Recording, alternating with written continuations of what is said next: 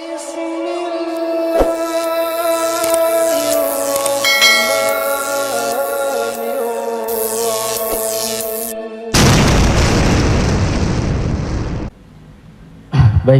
terima kasih.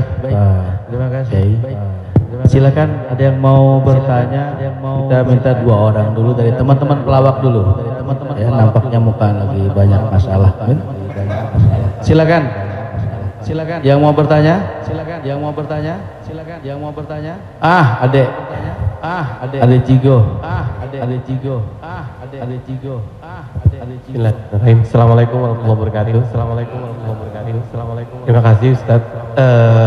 Kebetulan saya pribadi juga sebagai komedian Ustaz. Dan mewakili teman-teman semua, kakak-kakak, abang-abang semua.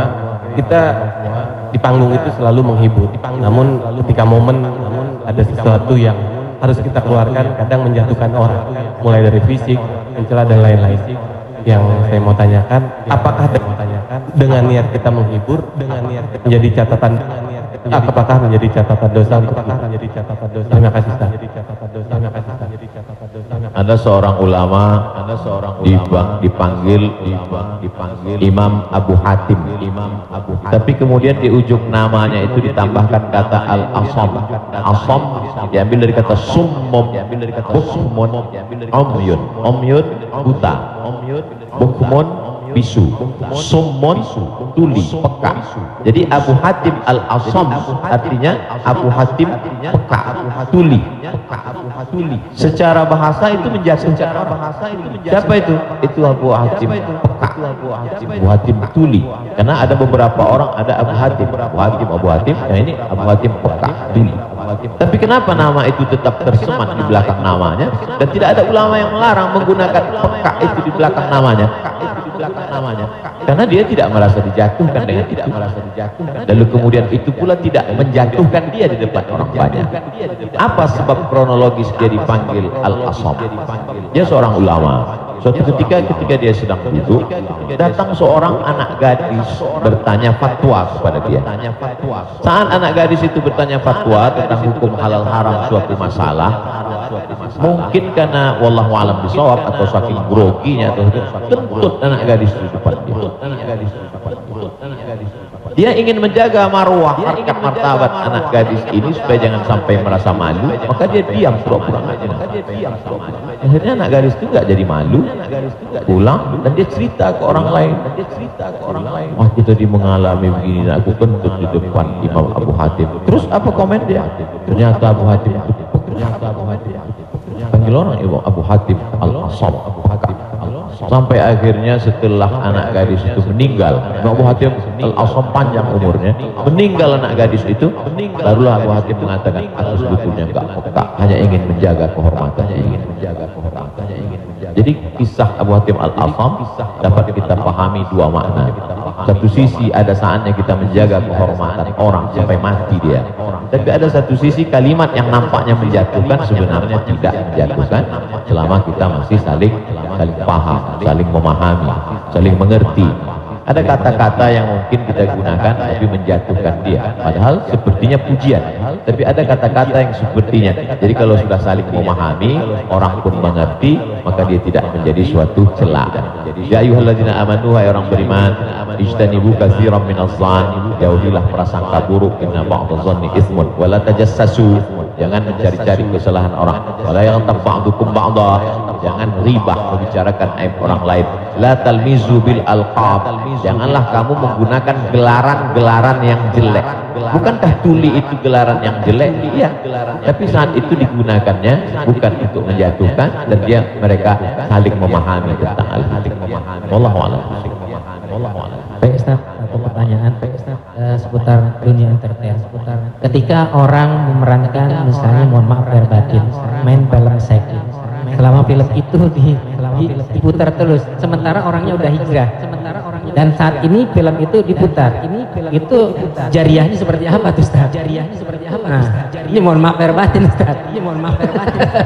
Hah? Nonton sama biniku berdua.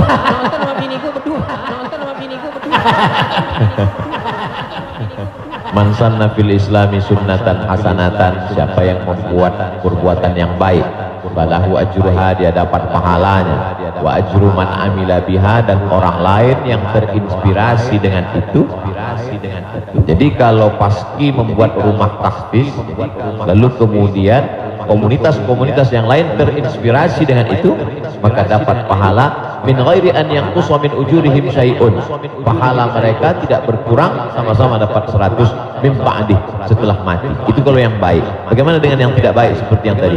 Man sanna fil islami sunnatan sayyi'atan, siapa yang membuat sesuatu yang tidak baik, falahu wizruha, dia dapat dosanya, wa wizru man amila biha, dan dosa orang lain yang melakukannya.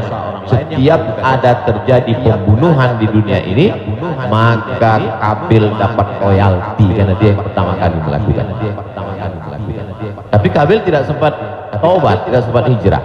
Jadi kalau ada yang sempat melakukan perbuatan jelek, dosa, saat dia taubat, dia buat konferensi pers, saya sudah taubat, sudah mu'alaf. Kalau dia tidak Islam, kalau dia sudah masuk Islam, saya sudah hijrah, maka saya meminta kepada seluruh jamaah yang ada di dunia ini yang masih menyimpan gambar, foto, video saya, tolonglah kalian delete, dan saya minta ampun kepada Allah Subhanahu wa taala.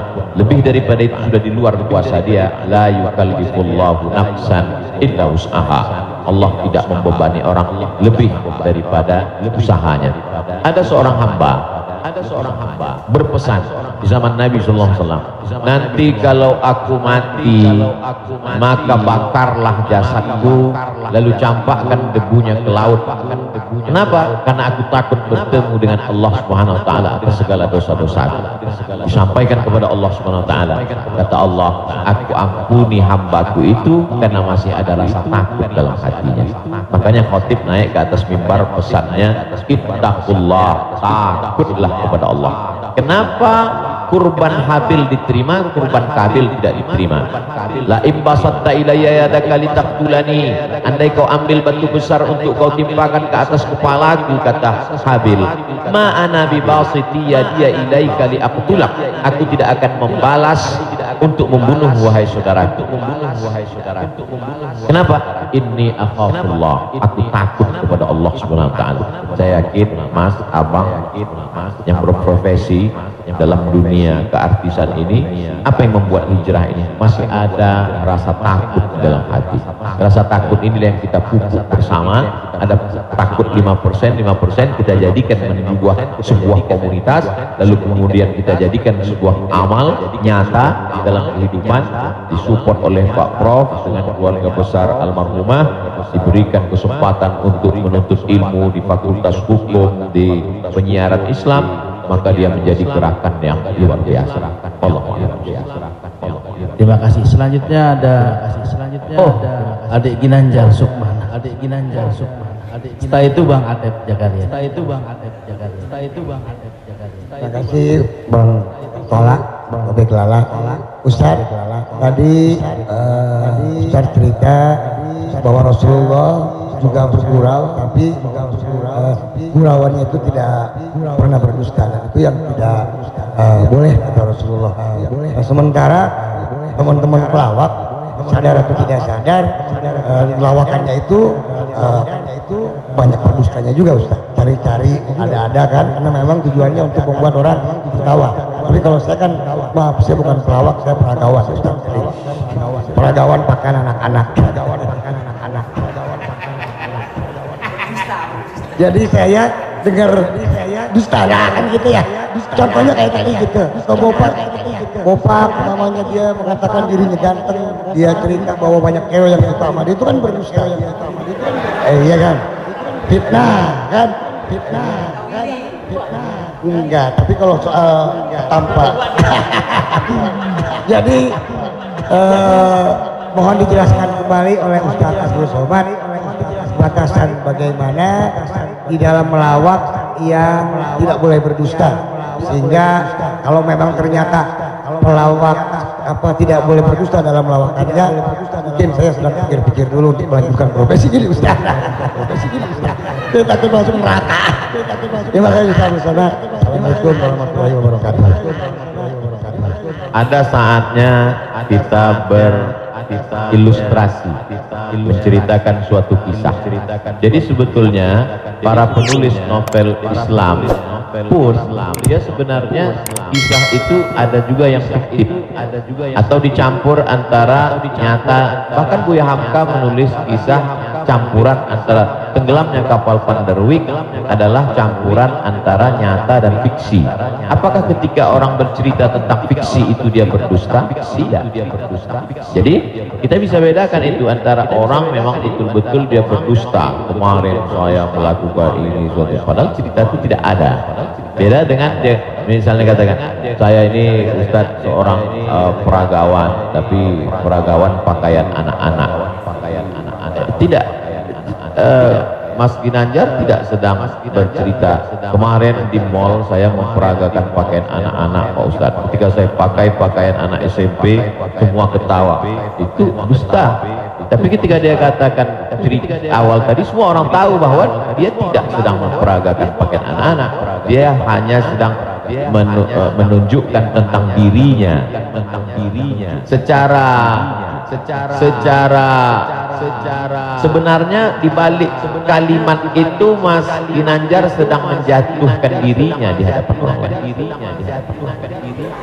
kan? Dan kita tertawa dengan dia menjatuhkan diri. Mohon maaf, bahwa beliau mengatakan fisik saya seperti anak-anak dan saya andai pun menjadi peragawan hanya sesuai memperagakan pakaian anak-anak. Hari ini orang tidak menjatuhkan dirinya, dia menjatuhkan orang lain, menjatuhkan tokoh agama, menjatuhkan ustaz. Ada suatu kesalahan dalam cara dia bahwa beliau menjatuhkan dirinya, dia tidak usah, karena dia sedang, tapi dia tidak sedang berbohong, dia hanya sedang bercerita. Insya Allah penjelasan saya itu bisa dipahami. Yang tidak bisa itu adalah ketika orang seolah-olah dia bercerita, dia kemarin saya sebuah cerita seakan-akan orang mengatakan dia nyata, padahal sebetulnya hanya bohong belaka supaya orang tertawa. Itu yang dilarang oleh Nabi Muhammad Sallallahu Alaihi Wasallam. Wallahu a'lam. Baik, Assalamualaikum warahmatullahi wabarakatuh. Nama saya Ted Zakaria Ustaz. Saya pernah ketemu Ustaz di Al-Fat waktu itu mau berangkat umroh. Yang saya ingin mohon penjelasan dari Ustaz. Sekarang ini banyak pelawak-pelawak yang ikut ceramah juga. Pelawak sekarang ini dibutuhkan di mana-mana buat ikut ceramah. Padahal kalau kita lihat pelawak itu kemampuannya sangat minim, bahkan sudah menjual dengan harga yang mahal. Mohon penjelasannya Pak Ustadz, di mana bolehkah seorang pelawak itu melucu atau melawak di dalam satu ceramah? Kita lihat yang namanya pelawak ini sekarang menjadi daya tarik sebelum ustadznya yang asli itu datang.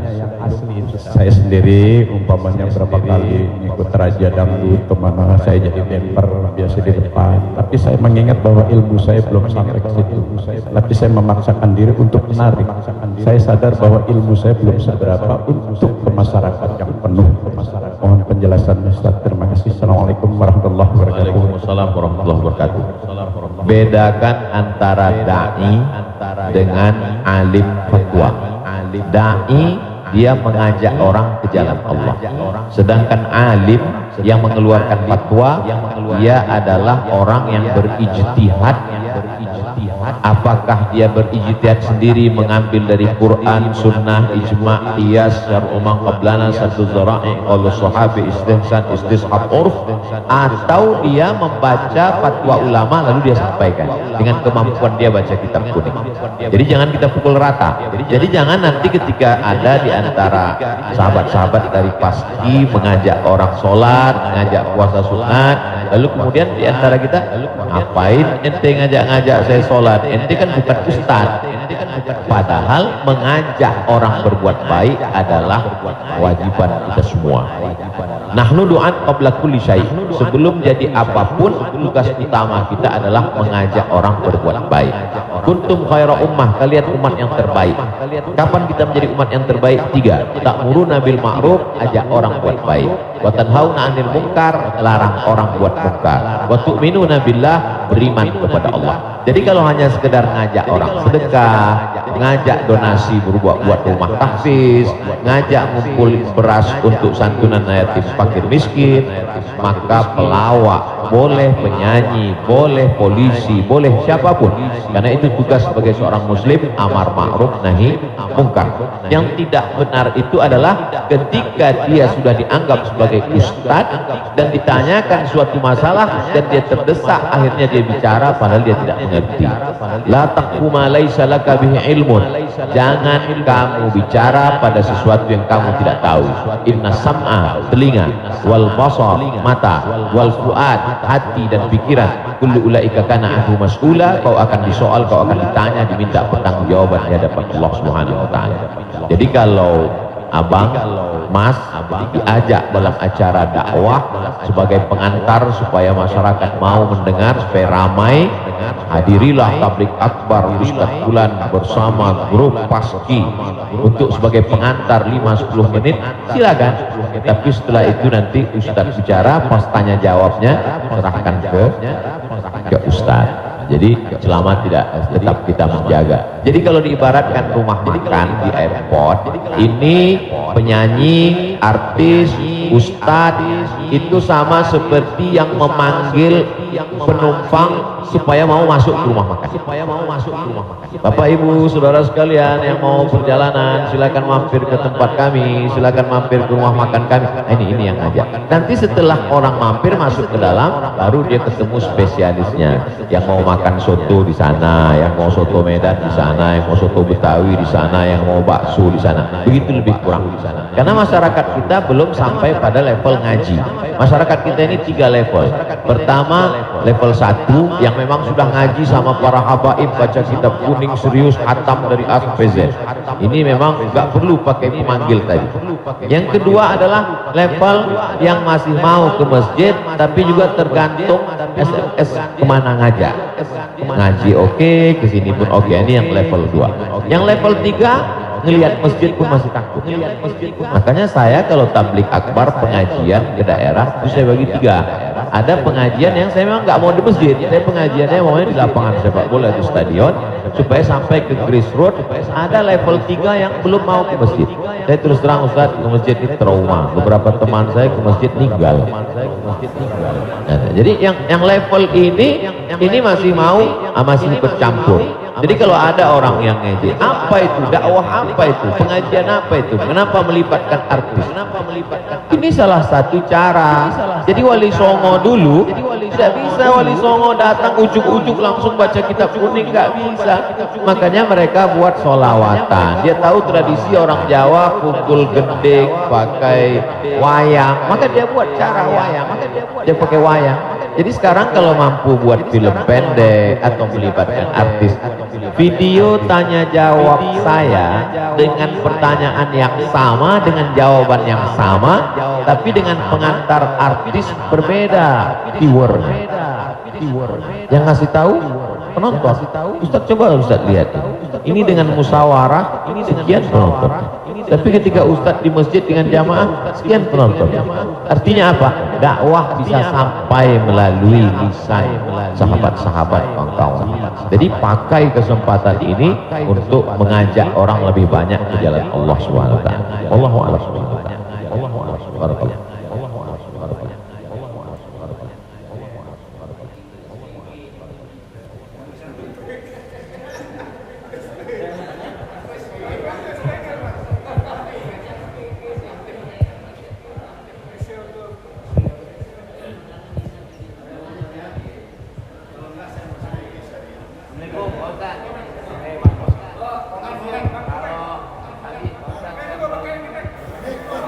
Udah.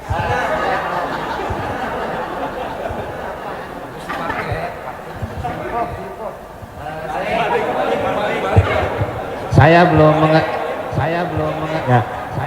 belum paham yang tadi Pak Ustadz bilang apa wasa. Lo jangan nyampur. Agama lo beda. Wasaah ambil bercanda apa ambil Ustadz lupa ya, nanti saya jelasin lagi. Apa tadi? Wasaah. Nggak tahu, wa ujang adanya kali. Iya Pak Ustadz. Ya itu. Wasilah. Bukan.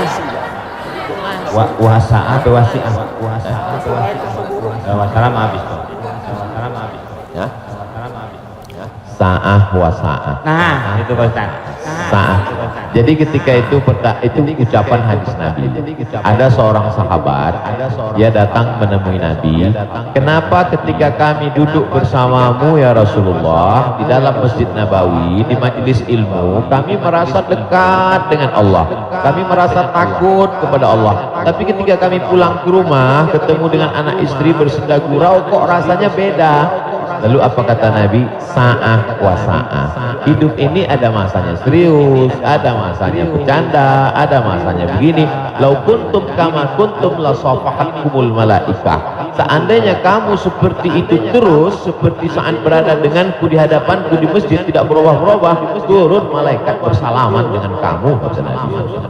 Jadi sahabat itu pun mengalami seperti yang kita alami dan kekhawatiran seperti kekhawatiran kita.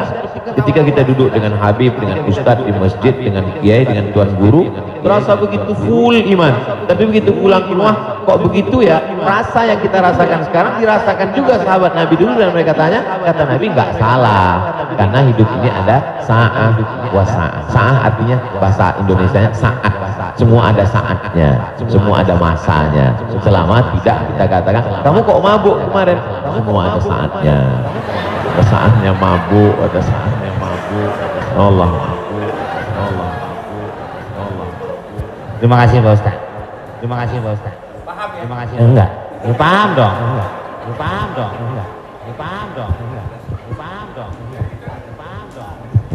Mungkin dari sini ada, tapi satu lagi pertanyaan, saya mau tanya, Pak Ustadz, ini masalah saya pribadi. Jadi, saya ya ada masukan juga ketika riba, mobil itu umum ya kan. Jadi mobil kita jual, kemudian kita coba berusaha, saya untuk menghilangi kredit. Nah, saya mau tanya juga sama dari keluarga saya, dipastikan lagi, boleh nggak, kita kredit mobil?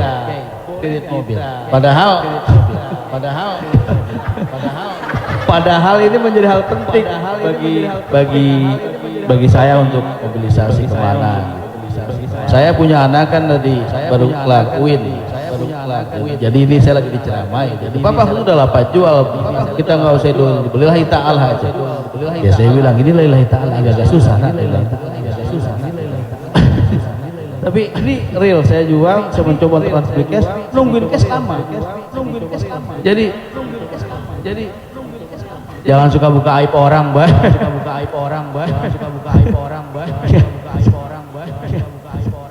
Dan tadi ini dulu belum kelar. Jadi boleh nggak saya riba? Oke. Boleh nggak kredit mobil?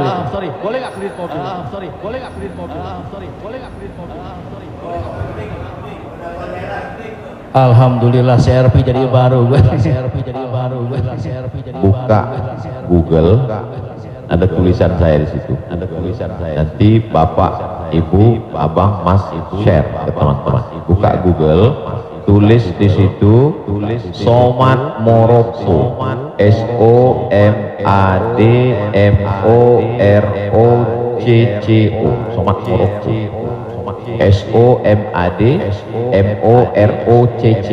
SOMADMOROCCO, Somad Morocco, spasi kredit. Sudah? Enter. Somad Maroko pasti kredit, tulisan yang paling atas kredit, ada tanda tanya. Di situ jawaban. Saya sudah tulis tentang masalah kredit ini.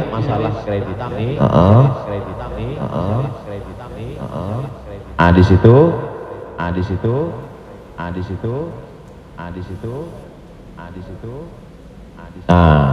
Bisa dibaca. Ada terjemah Mas Komeng, terjemah di bawah. Terjemah di bawah. Majma' Al-Fiqih Islami membolehkan jual beli dengan tempo.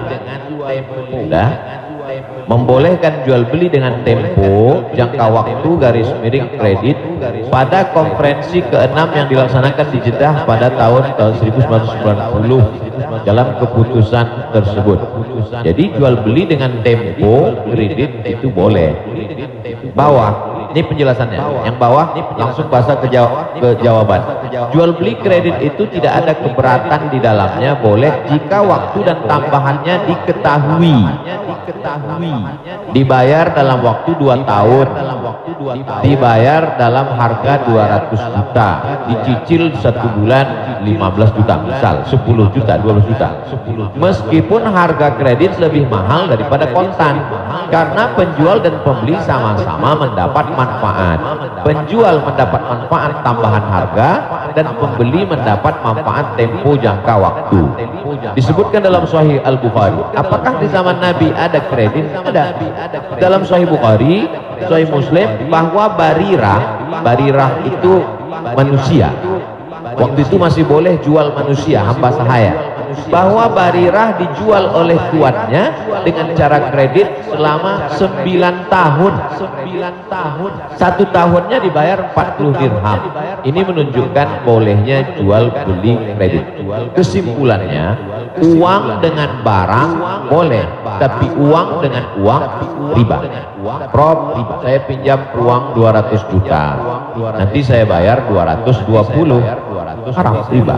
Tapi ketika saya beli mobil prop, saya cicil tiap bulan, maka lunas dalam waktu 1 tahun, itu tidak riba, karena akadnya uang dengan barang.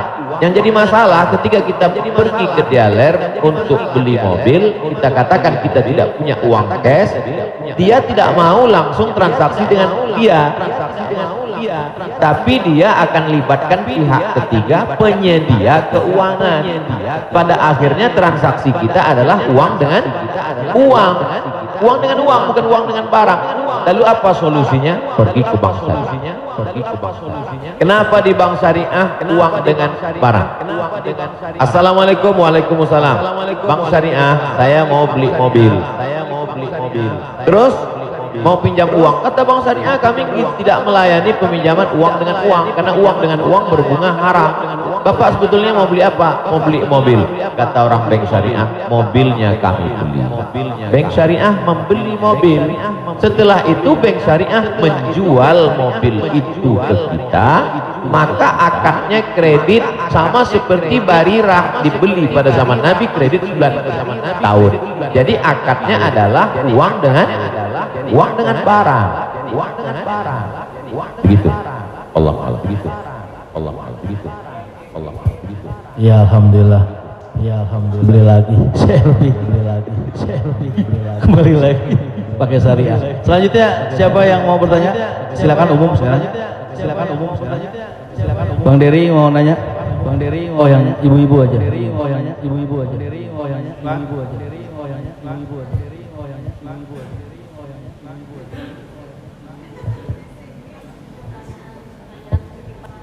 Jadi Ustadz, mohon maaf Ustadz, tadi di garis bawahin lagi. Jadi artinya leasingnya yang nggak boleh ya Ustadz. Misalnya kita beli kepada dealer mobil, kita bercicil kepada yang punya dealernya boleh. Tapi kalau kita minta dari kayak sekarang banyak perusahaan-perusahaan leasing, itu yang tidak boleh. Ketika saya mau beli mobil, saya tidak punya uang cash, maka kata si dealer, kami akan arahkan Bapak ke penyedia keuangan. Maka sebenarnya saat itu saya membeli mobil itu cash sebenarnya. Karena dealer tidak mau dia barang ini tidak cash. Jadi kemudian yang saya cicil setiap bulan itu adalah bukan mobilnya tapi uangnya. Maka saya terjebak pada rentenir, riba, bahasa kerennya leasing segala macam. Inilah yang menyebabkan haramnya karena transaksinya adalah uang dengan uang. Lalu solusinya mana Ustadz? Bank syariah. Karena di bank syariah itu disitulah letak. Jadi orang yang tidak mengerti dia katakan sama aja bank syariah dengan konvensional, bedanya pegawainya pakai jilbab masuknya assalamualaikum. Enggak, perbedaan dalam jual beli dalam Islam itu adalah pada akadnya. Maka bank syariah membeli mobil itu milik bank syariah, maka saya membeli mobil itu secara cicil, akadnya adalah uang dengan barang. Allah barang. Satu lagi Ustaz, kalau beli emas secara online itu gimana? Sebagian ulama mengatakan membeli emas secara online tidak langsung dan dicicil riba. Mengapa mereka mengatakan riba? Karena transaksi itu uang dengan uang. Oh, ini enggak uang dengan uang Ustaz, ini Ustaz uang rupiah. Lalu kemudian yang jual ini kan emas. Di zaman Nabi enggak ada uang kertas. Di zaman Nabi hanya ada dua uang. Yang pertama dinar, uang emas. Yang kedua dirham, uang perak. Maka ketika saya beli emas tidak cash, maka sesungguhnya akadnya adalah uang dengan uang rupiah dengan uang emas. Itulah orang yang mengatakan nggak boleh beli emas kalau nggak cash karena transaksinya uang dengan uang. Tapi pendapat kedua mengatakan boleh beli emas kredit tidak cash. Kenapa? Karena zaman sekarang emas sebagai komoditi, emas sebagai barang, emas bukan sebagai uang. Dan fatwa Majelis Ulama, fatwa Ormas Islam kontemporer mengatakan boleh beli emas tidak cash karena emas zaman sekarang bukan uang. Emas sekarang adalah barang. Jadi sama dengan kalau saya beli mobil boleh kredit, maka beli gelang juga boleh karena bukan uang dengan uang. Situ letak sebab boleh tidak boleh. Sebab boleh letak. Boleh letak. Boleh letak.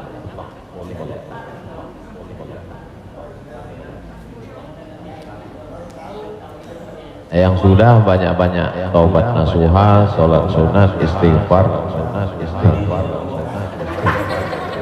Kalau sedang dalam proses bisa dibom, ada aset yang bisa dijual untuk ngebom supaya selesai jual. Tapi kalau ini aset pokok tidak boleh jual rumah karena rumah pokok sama seperti makan. Ini kalau saya jual aset ini saya bom meledak semua Ustaz. Ini Hiroshima Nagasaki hancur semua. Maka nggak boleh. Azam tekad dalam hati, saya mencari nafkah, saya lunasi sampai habis, nanti setelah ini saya tobat berhenti. Tapi kalau bisa jual satu petak ini lalu ditutup ini, lakukanlah untuk melepaskan diri dari riba, karena riba itu 5 ancamannya. Yang pertama, alladzina ya'kuluna riba la yaqumuna illa kama yaqumul ladzi yatakhabbathu syaitanu minal mas. Orang yang makan riba nanti bangun bangkit dari kubur ketika di padang mahsyar seperti orang kerasukan setan. Yang kedua, ayyumalah min nabata min haramin fannaru aulabih. Setiap daging di badan tumbuh dari yang haram, maka tempatnya api neraka jahanam. Yang ketiga, orang kalau dia makan haram maka doanya tidak dikabulkan Allah. Mat'amuhu haram, makanannya haram. Mashrabuhu haram, minumannya haram. Malbasuhu haram, pakaiannya haram. Wa ghuziya bil haram, dia diberi makanan haram. Anna yustajabulah, apakah mungkin doanya dikabulkan Allah? Yang ketiga, yang keempat, nasiyatin kazibatin khati'ah. Ubun-ubun penipu, pembohong, pelaku dosa. Padahal yang berdosa itu tangan, yang berdosa itu mulut. Kenapa dikatakan ubun-ubun? Karena ternyata ada otak bagian depan yang selalu kita usap ketika sedang wudu. Disitulah pemikir.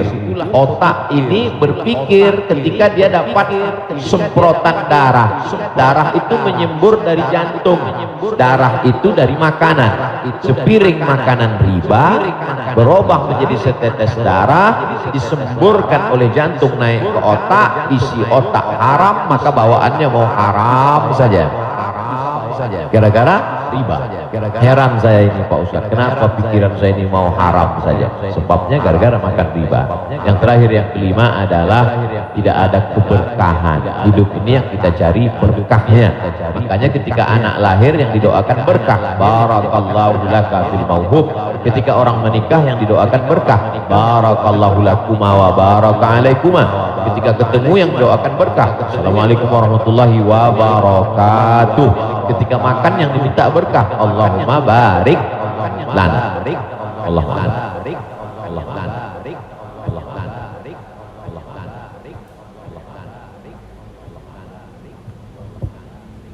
Transaksi uang dengan uang boleh dengan syarat yadan biadin, langsung cash. Maka ketika sampai di Makkah, saya keluarkan uang rupiah, saya katakan saya mau beli rial, langsung cash, boleh. Begitu juga membeli dolar.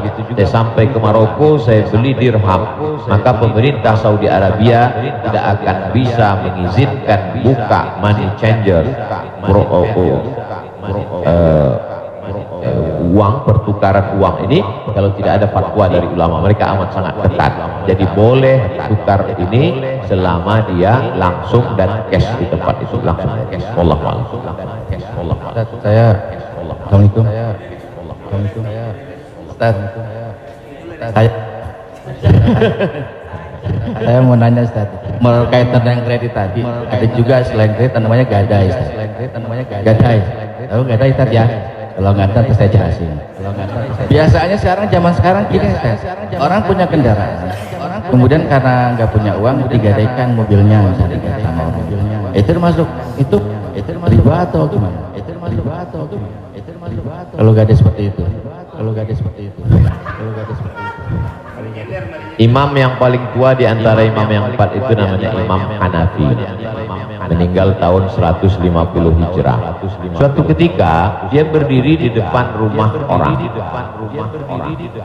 Dia ada panas terik, dia berdiri di depan rumah orang. Padahal di depan rumah itu ada atapnya dan ada pohon kayu. Lalu orang bertanya kepada Imam Hanafi, Imam Hanafi, kenapa kamu tidak mau berlindung di bawah atap yang punya rumah itu? Dan kenapa kamu tidak mau berlindung di bawah pohon kayu? Kan lebih baik berlindung daripada kena panas. Apa kata dia? Saya meminjamkan uang pada orang ini dengan sistem gadai, maka saya tidak mau mengambil keuntungan dari dia.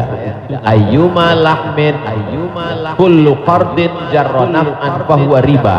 Setiap gadai pinjaman kalau kita ambil manfaat maka itu berarti riba. Tidak mau bernaung di bawah atap rumahnya karena itu dianggap sebagai manfaat. Jadi manfaat tidak hanya sebagai uang tapi juga manfaat sampai sekecil itu dia menjaga dirinya. Jadi gadai dalam Islam hukumnya boleh, tapi jangan ambil manfaat dari gadai. Yang terjadi sekarang adalah orang mengambil manfaat dari gadai. Saya punya uang, lalu kemudian ada orang mau pinjam uang, saya tidak percaya dengan dia.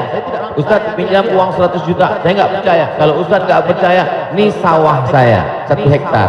Ketika dia kasih sawahnya ke saya, maka sawah itu cukup sebagai jaminan. Tapi yang dilakukan orang sekarang adalah sawah itu dia tanam padi, dia ambil hasilnya. Hasilnya itu riba. Maka sekarang orang kaya makin kaya, yang miskin makin miskin. Bagaimana dia mau bisa menembus uangnya, orang sawahnya dipakai terus dan uangnya diambil. Maka yang punya uang makin kaya, yang minjam makin miskin. Padahal dalam Islam mestinya cukup suratnya saja dipegang. Kamu kalau mau garap sawah ini garaplah, nanti bayar hutangmu. Itu akhlak dalam Islam. Akhlak itu yang dihilangkan oleh riba. Riba ini sangat kejam. Riba Allah. Riba Allah. Riba Allah.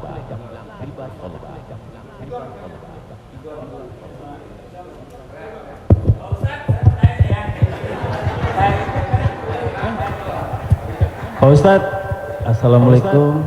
Assalamualaikum. Assalamualaikum warahmatullahi wabarakatuh, Pak Ustadz. Saya ini pernah Islam, balik ke Kristen, balik lagi ke Islam lagi. Itu gimana itu? Ceritanya, Pak Ustadz. Innalladzina amanu, beriman, summa kafaru, murtad, summa amanu, kemudian beriman, summa kafaru, murtad, summa zdadu kufran, maka barulah tidak diterima. Jadi kalau Islam setelah itu dia murtad, balik lagi ke Islam, maka dia diterima. Amanu summa kafaru summa amanu summa kafaru summa zdadu kufran. Ini baru. Sebab itu mudah-mudahan Bang Tigor istiqomah dalam iman dan istiqomah.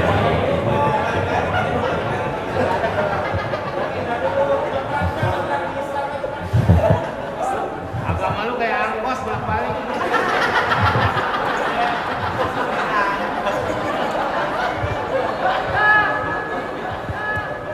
Tapi saya sudah tetap sekarang. Ya Allah. Saya udah umroh. Ya Allah. Jadi Bang, jalan yang benar. ya Allah. Jadi Bang Taufik, kajian paski mungkin kerjasama dengan musyawarah supaya terus, atau kalau tidak ingin satu majelis, ustadznya nanti setelah di sana pagi misalnya, sore di paski. Kemudian ngaji ini, kalau sekedar ngaji kita nggak ada tantangan, mesti ada sosialnya. Misalnya ngumpulin beras.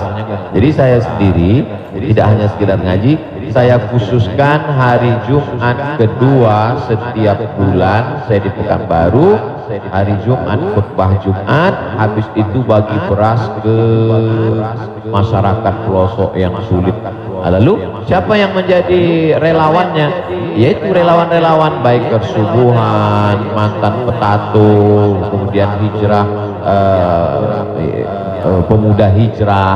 Karena kalau cuma ngaji, orang tidak ada tantangannya. Jadi saya ingin ke depan paski ngaji, kemudian ada gerakan dakwah, kemudian ada gerakan sosial buat rumah tahfiz, lalu kemudian tidak hanya uang dari komunitas saja, buat yayasan, kami membuka rumah tahfiz gratis untuk yatim dan segala macam, kirim ke nomor rekening berikut ini, pasang pancingnya, Allah Ta'ala memberikan. Belajar kita dari yang dilakukan oleh almarhumah, 250 yatim 40 tahun, 43 tahun bisa tidak putus. Inspirasi. Jadi kalau mau, maka kita bisa ikuti jejak, sehingga kita jadi kelanjutan itu. Maka Bang Tigor dan abang yang lain, dia akan berpacu terus untuk datang setiap kajian pekanan, lalu kemudian memperbaiki tahsin bacaan Qur'annya, lalu kemudian meluruskan kajiannya, kemudian ada konsultasi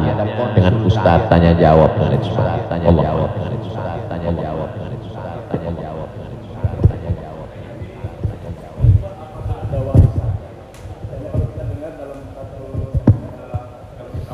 Sering orang bilang kalau almarhum atau almarhumah punya utang piutang berhubungan dengan keluarga, sedangkan kita nggak tahu bahwa itu adalah riba. Apakah termasuk warisan itu? Dosanya itu. Terima kasih. Tidak boleh harta warisan dibagi sebelum dilakukan dua hal. Yang pertama, mim ba'di wasiyatin, keluarkan wasiat. Wasiat hanya sepertiga total harta. Jadi kalau dalam surat wasiatnya, aku wasiatkan ruko ini untuk sekolah tahfiz, total harga ruko 1 miliar, sedangkan harta dia cuma 2 miliar, maka yang jatuh menjadi wasiat hanya 666 juta, sedangkan sisanya dibagi kepada ahli waris. Pertama, keluarkan wasiat sepertiga paling banyak. Setelah keluar wasiat, mim ba'di wasiyatin yusa biha au dain, bayarkan hutangnya. Jadi kalau ada orang meninggal, hutangnya dibayarkan dari harta warisan. Jadi kalau harta warisan habis, apakah anak wajib membayarkan hutang bapaknya? Tidak. Anak hanya wajib membayarkan hutang almarhum dari harta yang dia tinggalkan. Adapun kalau si anak mau berbakti kepada orang tuanya, dia bayarkan baik, tapi dia tidak punya kewajiban, dia bayarkan dari harta dirinya sendiri. Jadi makanya kadang kita baca, jangan beli ruko ini bermasalah. Di mana letak masalahnya? Karena ruko itu dibagi sebelum hutang dibayar, muncul masalah. Sebetulnya ruko itu bukan milik anak-anaknya, tapi milik piutang, milik orang yang dulu pernah dipinjam uangnya. Dua, keluarkan, baru bagi harta warisan. Allah.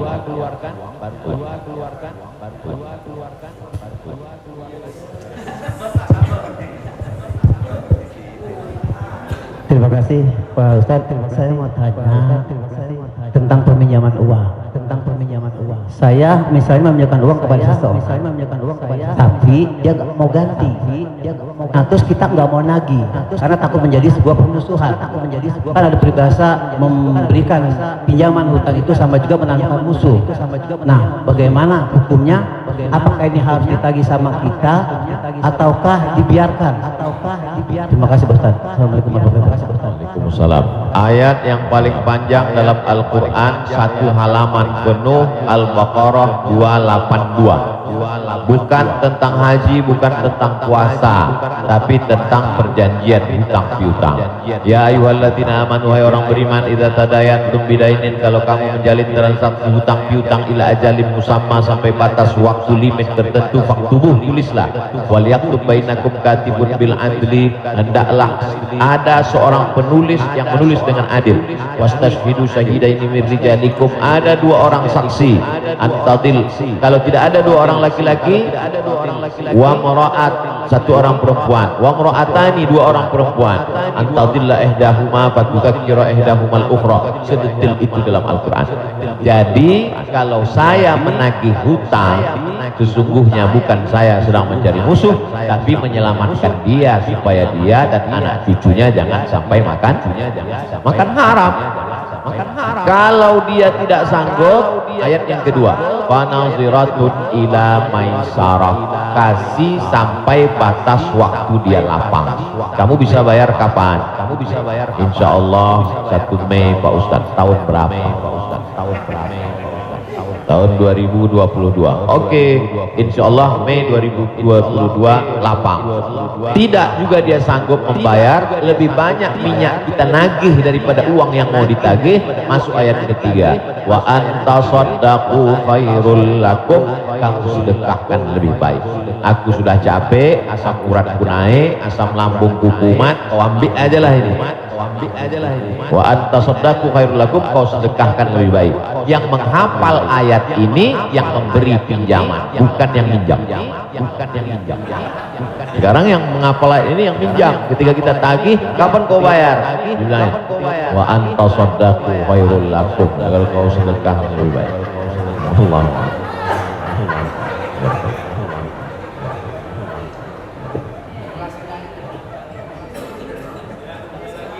Ada yang nanya lagi, Di luar utang piutang. Saya mau tanya ini Pak Ustadz. Kan kalau ada teman yang ulang tahun, kita suka bilang selamat ulang tahun, kita doakan semoga panjang umur. Sementara yang namanya aja tidak bisa meleset 1 detik, tidak boleh kurang dari 1 detik, tidak boleh lebih dari 1 detik. Lalu bagaimana kita percuma kita berdoa seperti itu dong? Iya kan? Ya, itu. Enggak ya? Terima kasih Ustaz. Man ahabba ayyubsata lahu fi rizqihi, siapa yang mau dilapangkan rezekinya, wa yunsa'alahu fi atharihi, mau dipanjangkan umurnya, falyasil rahimahu, hendaklah dia menyambung tali silaturahim. Katanya dengan silaturahim umur bertambah. Padahal dalam ayat Quran, idza jaa ajaluhum, kalau ajal sudah sampai, la yastakhiruna sa'atan, tak bisa ditunda walau sesaat, wa la yastaqdimun, tidak bisa dimajukan walau saat. Apakah kontradiktif antara ayat dengan hadis dengan doa dari Mas Dery bahwa umur bisa bertambah? Tidak kontradiktif. Lalu yang kontradiktif itu apa? Pemahaman kita. Dijawab oleh Syekh Muhammad Mutawalli Asy'arawi, ulama besar dari Al-Azhar Kairo Mesir. Nama kitabnya Fatawa Al-Kubra, fatwa-fatwa besar, bahwa umur tidak ditambah, tapi doa panjang umur dan bersilaturahim panjang umur itu maksudnya kualitas umurnya bertambah. Ada orang yang umurnya 40 tahun tapi hafal Quran, berzikir, diisi dengan wakaf, infak, sedekah. Ada 40 rumah warung jatuh mati.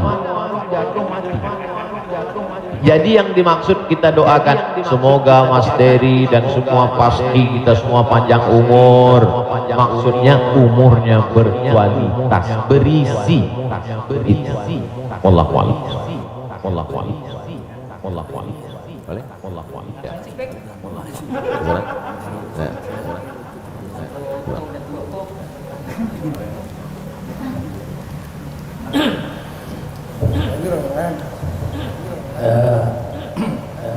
Bapak Ibu yang berbahagia, karena kayaknya agak capek besok hari, ya Allah, pulang kampung.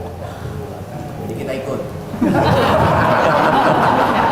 Biayanya ada ragu. Jadi, iya, alhamdulillah sudah dicukupkan pertanyaan. Nanti kalau yang mau bertanya, tulis saja sudah, langsung kirim ke Bapak. Biar Bapak yang kirim ke konsolat.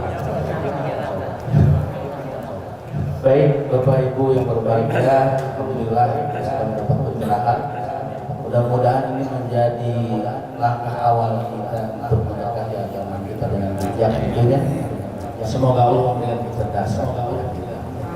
Di sisa umur kita ini, mudah-mudahan ini orang yang bermanfaat buat diri dan agama seterbangsa. Amin. Kiai, kita mohon untuk doa menutup acara ini. Terima kasih. Astaghfirullahaladzim, astaghfirullahaladzim, astaghfirullahaladzim, alladzi la ilaha illa huwal hayyul qayyum wa atubu ilaih. A'udzu billahi minasyaitonir rajim. Bismillahirrahmanirrahim. Alhamdulillahirabbil alamin, arrahmanir rahim, maliki yaumiddin. Iyyaka na'budu wa iyyaka nasta'in. Ihdinas siratal mustaqim, siratal ladzina an'amta 'alaihim ghairil maghdubi 'alaihim waladdallin. Amin. Allahumma shalli ala sayyidina Muhammad wa ala ali sayyidina Muhammad. Allahumma 'allimna ma yanfa'una, ajarkan pada kami ilmu yang bermanfaat ya Allah. Wanfa'na bima 'allamtana, yang sudah kami pelajari malam ini jadikan dia menjadi amal saleh ya Allah. Allahumma faqihna fid din, dalamkan ilmu agama kami. Wa'allimna ta'wil, ajarkan kami pemahaman Al-Quran yang benar. Ya muqallibal qulub, Engkau yang membolak-balikkan hati, sabbit qulubana, kokohkan hati kami ala dinik, dalam agamamu, ala ta'atik, dalam ketaatan kepadamu. Allahumma a'inna, tolong kami ala zikrika, supaya hati kami senantiasa berzikir mengingatmu, wa syukrika, selalu bersyukur kepadamu, wa husni ibadatik, selalu beribadah dengan ibadah yang terbaik. La tada'lana dzamban illa ghafartah, wa la aiban illa satartah. Aib cacat kami banyak, tutupi dari hadapan manusia, dan tutupi pula ketika kami menghadapi nanti ya Allah. Wala maridhan illa syafaitah, ada saudara kami yang sakit, angkat penyakitnya, sehatkan ya Allah.